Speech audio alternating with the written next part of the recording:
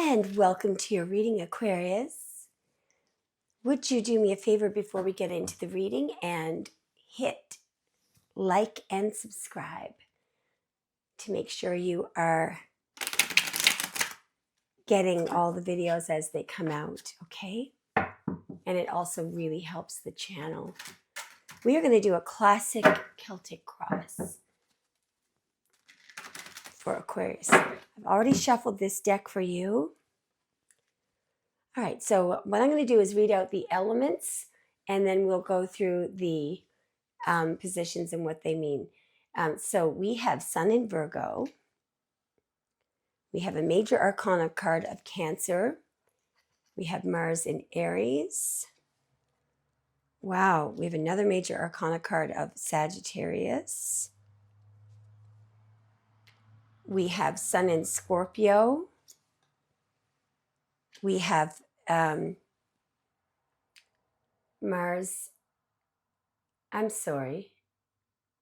in Gemini. We have the Page of Swords, which is one of your cards. We have another card of Scorpio. We have a major arcana card of Leo. Oh, beautiful. And we have the Ace of Cups, which is the most powerful card in the minor arcana for all water signs. So it's a card of Pisces, Scorpio, Cancer, and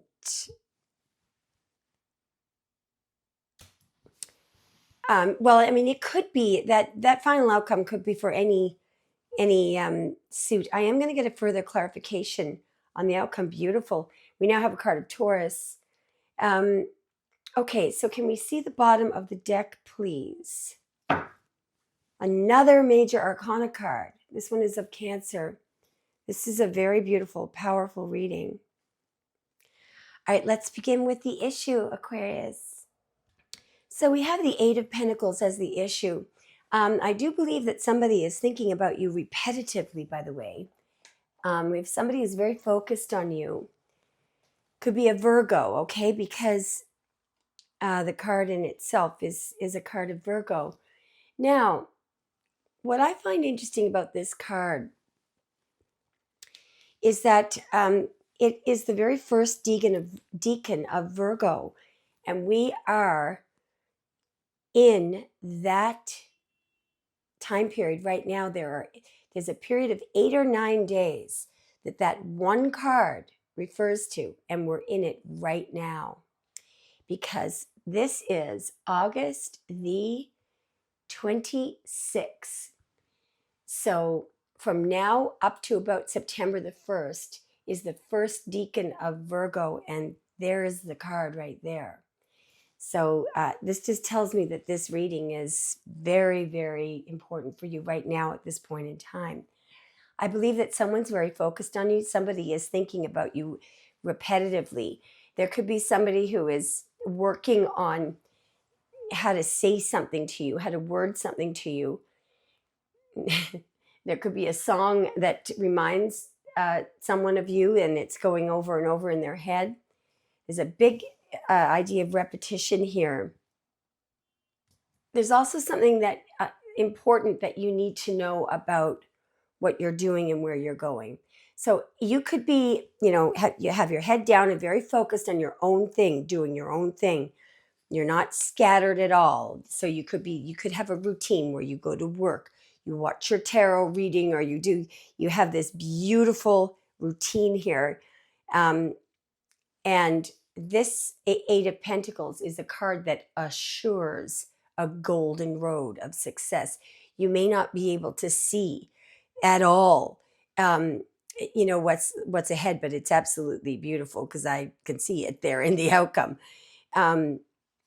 So what you could be doing is not focusing on the end result, just focusing on baby steps, and it's going to work. Whatever you're doing, it is. Now, in the challenge position, I think this is so cute. And I know exactly what this is.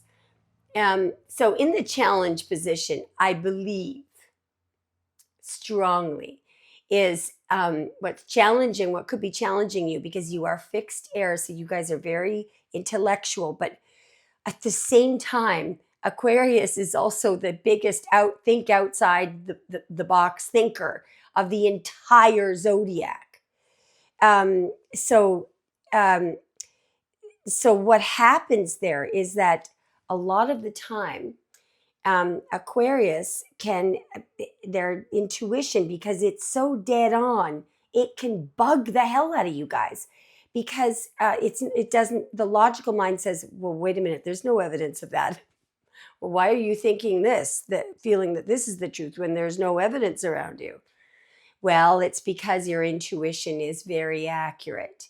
And of course, the problem, what's challenging about this is that it's the high priestess. So she's the guardian of the subconscious. She is fully the subconscious. She is the quantum field. She's everything that isn't in the 3D, but definitely, absolutely, 100% exists. She is the guardian of the Akashic records. It's so cool and mysterious, but it's there. So just on a very mundane level, ultraviolet light, if you were to rely totally on your logical mind would say that doesn't exist because I can't see it. Well, but we know that there are certain animals that can, their eyesight is of a different range. So they can pick up on things that vibrate at the range of ultraviolet light, like butterflies. So that's just I just want to give you an example of, if you say, oh, well, how's there evidence that intuition is correct, that things that you can't see is correct? Well, there it is right there. There's scientific evidence of it. So anyway, that for some reason that's in the challenging position. I can actually see why it's there, because you're very focused here. And good for you. Whatever you're doing, it leads to the golden road of success. The Eight of Pentacles is a big yes card. It's a card of you are going to achieve success, but you're very focused. So you could be focused on one thing at a time, which is a great way to do things. But you're pentacling, right? Nothing wrong with that. Everything you're doing is fantastic, because it leads to the golden road. But that could be why it's a challenge to your intuition is challenging you. So perhaps I could just completely abate your worries here and just let you know that that's fine. It looks to me like what's happening here and what you're going to do is going to unite the thoughts and the feelings. Okay, definitely it will, and I'll tell you why in a moment. All right, so now in the subconscious is Archangel Michael. In the subconscious is a card of Sagittarius. It's a card of divine timing. Notice how there's 1 foot in the water and 1 foot on the stone. Here's the foot on the stone, so you're balancing between the material and the immaterial and the water, the subconscious. So what you're doing is, even though that your intuition may be kind of bugging your logical mind, you're achieving a beautiful balance, combining two things beautifully. Your right and left brain are syncing, in other words. And by the way, there's that gold, and there's that beautiful achievement that's coming up there. Do you see it at the end of that path? This is beautiful. That's supposed to represent Archangel Michael. It's card number 14. There was a really beautiful little hymn, when at night I go to sleep, 14 angels watch do keep, 2 at my right side, 2 at my left, and it goes on and on. I might put a link to that beautiful hymn in the description box below. So I do believe you are surrounded by angels. What's reigning the reading is really cool. Mars and Aries. So you may have a very, very, you may be literally buying property in the future. This is a very beautiful and powerful card. This could be somebody coming into your life. You may be meeting somebody overseas, by the way. Somebody may be coming from overseas. Um, there's a choice that's being made here. I don't know if you can see the hand has a grip on that wand there. All right. Um, and down there we see a symbol that it's a symbol that represents a particular sect historically, and it's sort of considered to be privileged. So I'm going to try and explain. I want you to look at this symbol here. There was a sect or a group called the Knights of the Rose Cross. You can see that there is a cross there. All right. Now, this is really cool because in general, so the cross is supposed to represent sort of the physical human being. The rose represents the unfolding of the human consciousness or the spiritual side of yourself. And so there is a union there. Together they show how divine spirit interacts with transformations of earthly existence. So, and there could be an important decision that you have to make coming up. You could be contacted by your soul family. I mean, there's something very huge coming up here. Now, it could be something in the physical as well. So it could be you choosing to move to a piece of land where you can unite more spiritually with your higher self, that type of thing. But this is indicative of years ago, centuries ago. There used to be um, a sort of a ceremony that took place when somebody was claiming land. Instead of registering a deed, they would have an orb and an ankh staff there, and there would be a ceremony that went on when this person was claiming land.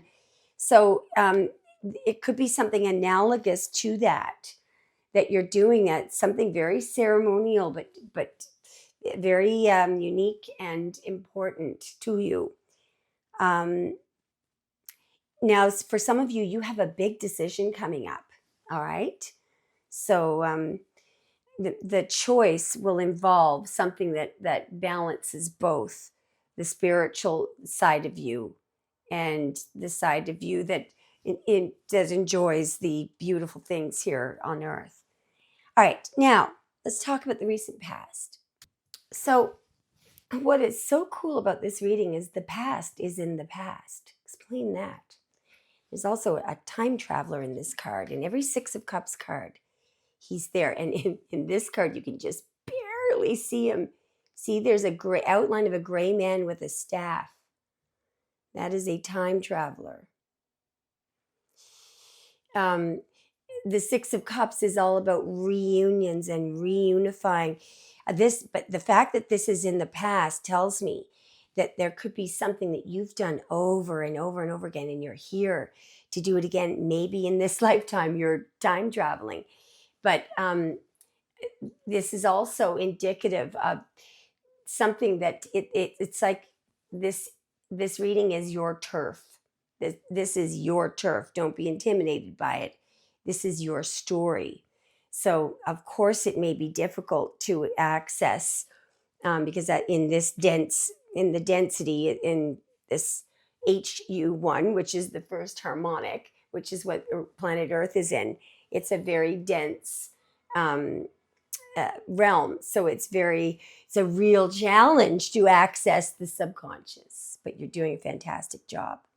So you may just have this feeling that this knowledge that's buried in my subconscious, the Akashic records that I've been trying to access, I just know it could be an indication that you're remembering things that you already know. All right, let's move now on to in the very near future. Now, don't be alarmed, because this tells me, so this is the end of the illusions of materialism. And in this card, it's dawn. This is a highly misunderstood card. There's going to be some kind of a final event in the near future, and it's not it. This it marks the end of all suffering for you. So there will be no more suffering, and this guarantees it. If when we look at this row that goes up here, all right. So this could be something that you're doing to bring a final end. Maybe this is you moving to another piece of land, or you making a decision or claiming this reading, or there's some claim being made here, some major decision that you're making. And it's not painful for you because it marks the end of illusions of materialism. A Gemini could be coming into your life in the very near future as well. The tools are just be you all the way through. Here you are, Aquarius, the Page of Swords. So what would this be as a tool? Well, we have a cloud. I'm looking for the 8 for the birds. This is why it's very important for us to always use the regular deck, or to have it at the ready, which I'm going to get for you right now. So your tools here are to borrow from the Page of Swords. Now, as you can see, so if we look at this card, there's a very important structure up there, a group of birds, and they don't exist in this card.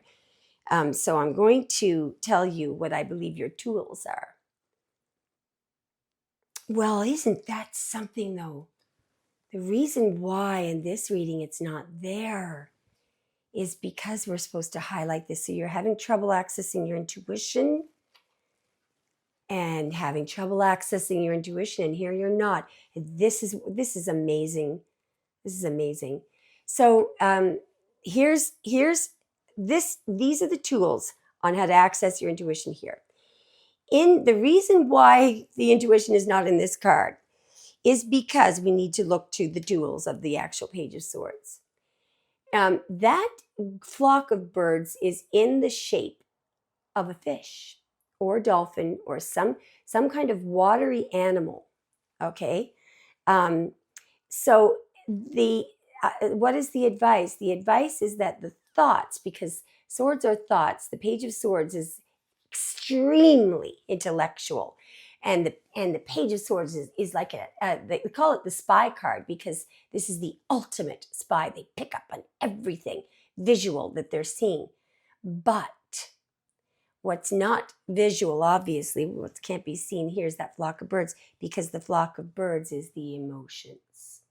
So the advice in this card, the advice is that thoughts and emotions are inextricably linked.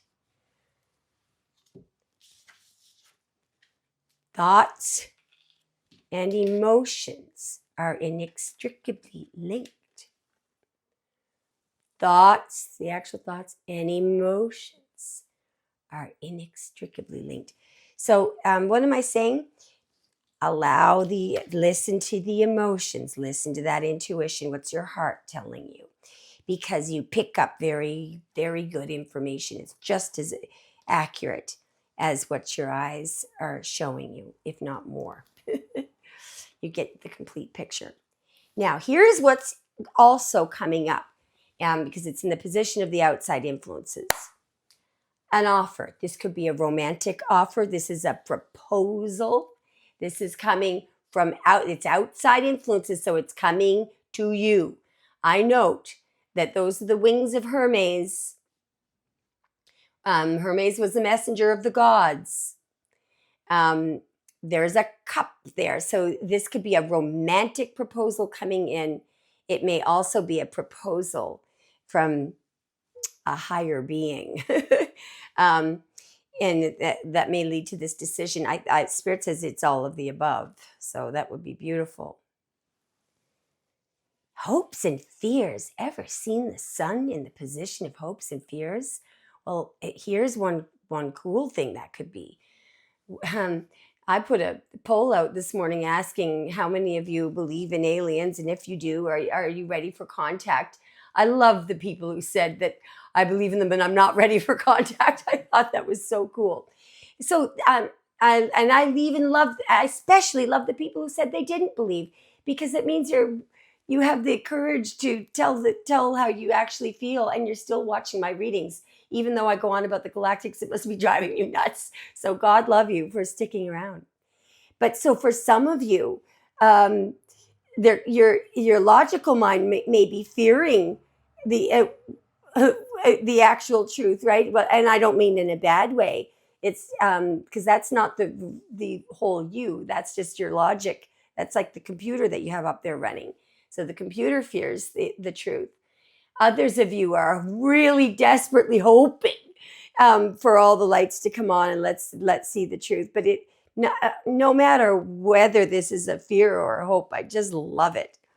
God love you all, and God does love you all. But I love you all. Now, the outcome, the first card that came up for the outcome is the Ace of Cups. Guys, you couldn't ask for more. For a huge number of you, this is the love offer. This is love, a major love offer. It's a masculine hand. So whether you're male or female, what's coming in is from the masculine energy. It's beautiful. That you want to know what that ever wondered what that letter is doing there? Everyone said that Arthur Edward Waite, this deck was made in 1909, okay? Arthur Edward Waite put it there to put his last initial there. No, this is supposed to be, it's not a regular cup. This is a holy grail. And he was obsessed with holy grails. If you turn that upside down, you get an M. And according to the 1909 pictorial guide to the Rider-Waite deck, Arthur Edward Waite believed that there was one of the Holy Grails was in a castle I believe it was in Spain. I'm going to find out. Anyway, at Mount Sauvage. And that's why the M was there. So it was supposed to indicate that this was supposed to point towards the Holy Grail that he loved so much. I'm just going to verify that information, guys. Sorry, I'll tell you something funny. There is a castle in the United States called Mount Sauvage. But anyway, it refers to the Murales de Tossa de Mar, which is located in Tossa de Mar, Spain. Now, but let me just have a look at the Maryland one. Well, you never know. There was a castle that was built in 1840. I don't know if any of you live in Maryland, but apparently it's called the Mount Sauvage Castle, and it's located in Maryland. I mean, Edward Waite died in the early 1900s, so maybe somebody moved this cup to that castle. I think it's a bed and breakfast or something now. But anyway, it's something interesting to think about. Now, so the outcome is the Ace of Cups, and it was clarified by the Hierophant. Now, I want to show you something fascinating. So I believe we have to look at the higher polarity of this card, which is to listen to the inner voice. Now, on this monk, we have roses. Second now. Just focus on them. On this monk, we have roses. On this monk, we have lilies. Now watch this. On this cross, we have roses and lilies. Now, I don't very often read this card in its higher polarity, but I'm going to read it in its higher polarity here. Now, there is supposed to be a black W.